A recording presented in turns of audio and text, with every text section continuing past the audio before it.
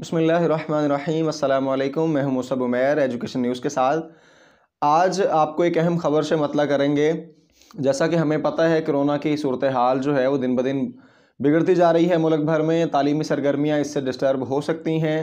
रोज़ बरोज़ कोई ना कोई नया मैसेज, कोई ना कोई नया पैगाम सोशल मीडिया पर, कोई ना कोई नई खबर वायरल होती रहती है तालीम के हवाले से कि अब दोबारा छुट्टियां होंगी या सर्दियों की छुट्टियों में इजाफा कर दिया जाएगा या कोरोना की वजह से छुट्टियां होंगी तो जो इम्तहानात के लिए एक शेड्यूल दिया गया है वो डिस्टर्ब होगा।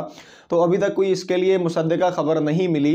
अलबत्ता इतना ज़रूर कहा जा सकता है कि जैसे 2020 में कोरोना की वजह से पूरी की पूरी सरगर्मियां जो है वो मुअत्तल कर दी गई। 2021 में इम्तहानात लिए गए लेकिन सिर्फ जो है इख्तियारी मज़ामीन के लिए गए और उन्हीं की बुनियाद पे लाजमी मज़ामीन को पास कर दिया गया। लेकिन 2022 में ऐसा कोई भी अंदेशा सामने अभी तक नहीं आया।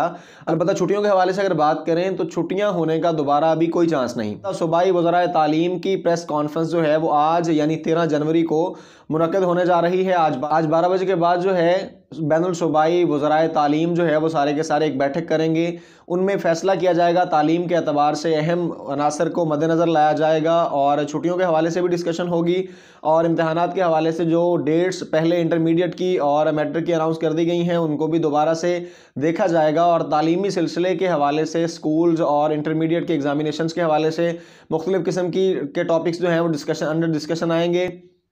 तो उस बैनुल सूबाई कॉन्फ्रेंस के फौरी बाद जो भी नतीजा निकलता है, जो भी फैसले होते हैं वो हम आपको मतला करेंगे। बाकी आपको बताते चलें कि छुट्टियों के बारे में जो है ये गलतफहमी स्टूडेंट्स को निकाल देनी चाहिए जहन से कि दोबारा छुट्टियां होंगी या छुट्टियों में इजाफा होगा, चूँकि पहले ही 2020 और 2021 में बहुत नुकसान हो चुका है स्टूडेंट्स को और अभी तक वही रिकवरी नहीं हो पा रही। 2022 में अभी तक अल्लाह के फजल से कोई इस तरह की अनाउंसमेंट नहीं हुई कि जिससे कोई ज़्यादा छुट्टियों की अनाउंसमेंट लंबी हो जाए या तालीम का ज़्यादा नुकसान हो।